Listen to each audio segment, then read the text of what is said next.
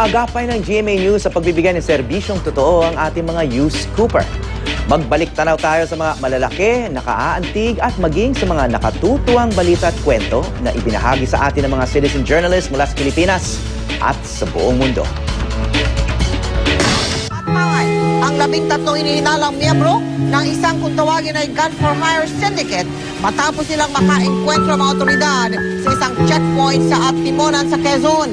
Nagtakbuhan palabas si mga shopper tapos umalingaw ang ilang putok ng baril mula sa department store ng mall.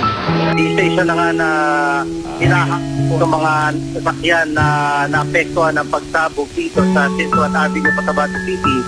Tatlo ang hinihinalang patay dito sa pagsabog sa McKinley Parkway dito sa Fort Taguig. Ako si Carrie. Pumunta po kami dito in time ng canonization ni Pedro Calungsod.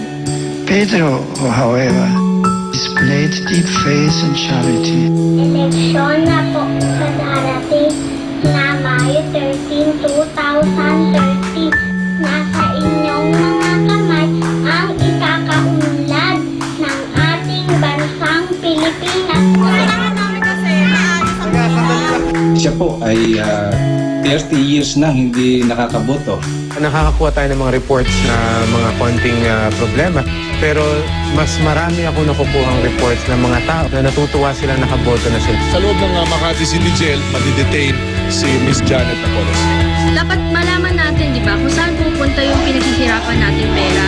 What if hindi pupunta yung mga pondo na yan sa mga talaga nangangailangan? Maraming mga bahay at mga building ang nasira, dulot ng napakalakas na lindol na nagsimula kaninang pasado alas 8 ng umaga. Nagdadalamhati ang maraming Zamboangueño dahil sa patuloy na bakbakan.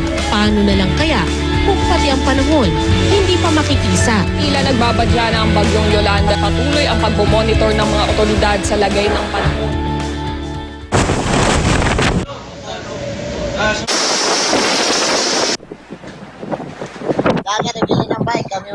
The typhoon Yolanda was very strong. Other people are just relying lang sa relief goods. Yun yung ginagawa ng mga tao doon to survive.